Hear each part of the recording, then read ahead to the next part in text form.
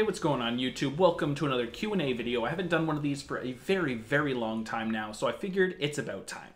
So I'm just gonna hop right into the questions, and for the first question here, we got Mortified Heine asking, hey, I'm a support main and I want to see your opinion on Tarek. Love your videos, keep doing what you're doing. Happy face. So first, thank you very much for the kind words, I really do appreciate that. And for Tarek, I think he is one of the best team fighting support champions out there at the moment. The problem is he can be easily bullied in lanes in most matchups, but when you do get into the team fights, a well-placed ultimate is pretty damn broken. He's not the #1 support champion out there, but if you do need a really solid team fighter, he is a very solid choice. For the second question here, we're going to get a little bit spicy, and Bronze Yasuo main asks, how often do you watch porno? So I will be completely honest in all these questions, and it is pretty much every day, not always, but pretty damn close. Next, Nidhal Abida says, what do you think of infinite stack abilities like Veigar, Nasus, Scion? Is it unhealthy for the game from a balancing perspective? Love your videos, by the way. So although infinite stacking abilities does sound like a kind of broken concept, they are very weak champions against ganks because they do lack mobility. All of these champions do. That means as long as your jungler has somewhat of a clue what's going on in the game, he can camp these champions and they're not going to get stacks anyways. I don't think it's broken, but it is pretty strong. Next, Matej Kuss says, do you think Warlord's Bloodlust is better in hard matchups than Fervor? I one-trick Xayah since she came out, and I do well with her, but always when I face Draven, I lose really hard. Some tips, I use Warlords when playing against Draven, Lucian, and Caitlyn. So you're definitely doing the right thing. If you do find a matchup really hard, you will definitely want to take Warlords, but on Xayah, you'll usually want to go for Fervor because it's really strong with your E ability. In general, Warlords will be the better option, but with champions like Xayah who can really nuke with her E ability when she gets Fervor stacks, it's usually the better option to go for Fervor. Next up, James Wood says, is Skarner viable in low elo, and does he have good late game? He's definitely really viable in low elo because you just go into lanes that aren't warded and pull people away and get some easy kills for your team. As for his late game, it is pretty decent as long as you can grab really squishy targets in the backline. It's going to be really annoying if you're against a very mobile team that has a lot of peeling, but generally Skarner is pretty good in the late game. Next up, John Doe asks, do you have any Ragers on your Discord server? Well, to be honest, I mean, it is a League of Legends Discord server, so pretty much everybody's a Rager. Of course, I'm just kidding, not everybody is a Rager, but there's definitely a bunch of them. Sea of Many says, hey Dan, huge fan of your work. How is Azir in the current patch? Is he worth learning or should I learn somebody else? Thanks and keep it up. You make the best guides on all of YouTube. Again, thank you very much for the kind words. I really do appreciate that, Sea of Many. As for Azir, he's not so good. You have way better options in the mid lane, but if you do find Azir to be a very fun to play champion, then of course you can still climb with him. It's just not going to be as easy if you're playing something like Anivia. Next up, Painful Hydra asks, what do you think about Vel'Koz? Is he a good champion?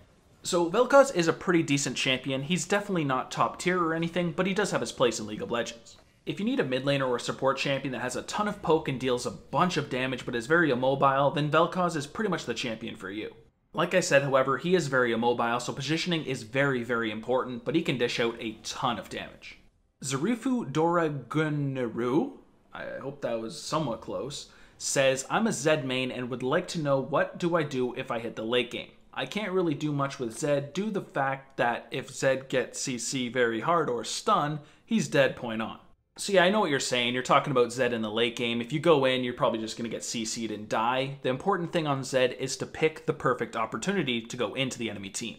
You'll have to wait for a bunch of the enemy crowd controls to be down and make sure you try to flank the enemy team and be unseen. As long as you do this, you should be able to get on the backline, delete a target, and hop back out with your shadows. Zed's strength, however, is definitely not in team fights. You make a much better split pusher and 1v1 assassin, so you don't really want to team fight if it's possible, but if you need to, this is what you need to do. Alex Justo says, why no face reveal? I need it. So at some point, maybe 50k, maybe 100k, obviously I'm going to do a face reveal. I'm not sure why you need it so much, but don't worry, I got you covered. I will show my face at some point, so if you stick around, you will see this face. Henry Chen then asks, how do you team fight with assassins in the jungle, especially Kha'Zix? So playing a jungle assassin is no different than playing a mid lane assassin like Zed. You have to pick the perfect opportunity because if you engage too early, you're going to get CC'd and you're going to be dead. As I said, wait for some crowd controls to be down, try to go in for a flank on the enemy team and be unseen because if you catch them off guard, you're going to delete them really quickly. Ron Shupak then asks, which champion was your first penta with and will you do a guide on Vi? So the first ever penta that I actually got in League of Legends was on Olaf jungle. I was just running it down mid, landing my axes, and I happened to get a pentakill. That was many seasons ago when Olaf was busted.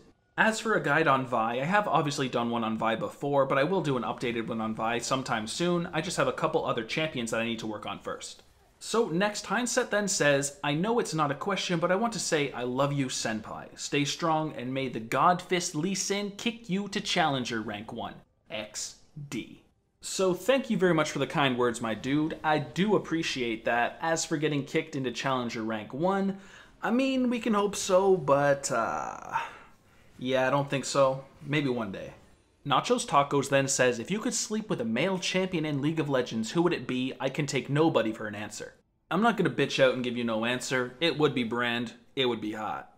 Ready to set the world on fire. Cyrus Naragi says, what do you think of Brand's support for climbing? I really enjoy him in mid and support and would like to know your opinion on him. So personally, he is one of my favorite support champions, and if I do get autofill support, I pretty much always pick Brand support. He's definitely not the best support champion for your team in a team comp oriented role, but he does do a lot of damage and you can actually carry a game on a Brand support, so it's definitely good in solo queue. Alden Sindrick then says, what are the best teamfighting champions? So the best teamfighting champions are usually those with AoE abilities, stuff like a Mumu, Misfortune, Lux, all of those ones that can actually do some devastating damage in a teamfight. If they also happen to have some AoE crowd control, they're even better. Next up, Nerdy Weeaboo says, what do you think about Misfortune? Is she strong? Is she hot? Or is she both? I mean, well, she's definitely a very strong champion. She bullies people in the lane phase. She's a really strong team fighter. And as for hotness, I mean, look at your screen, dude. Next up, Ty Guy says, have you ever been in a situation where you're just on fire in a game like a 23-0 score and you're practically at the enemy team's nexus, then it immediately goes to shit and you lose? That is quite literally every other game for me. And for the last question, Melanie asks, do you have a favorite sound? If so, make it please. Yeah.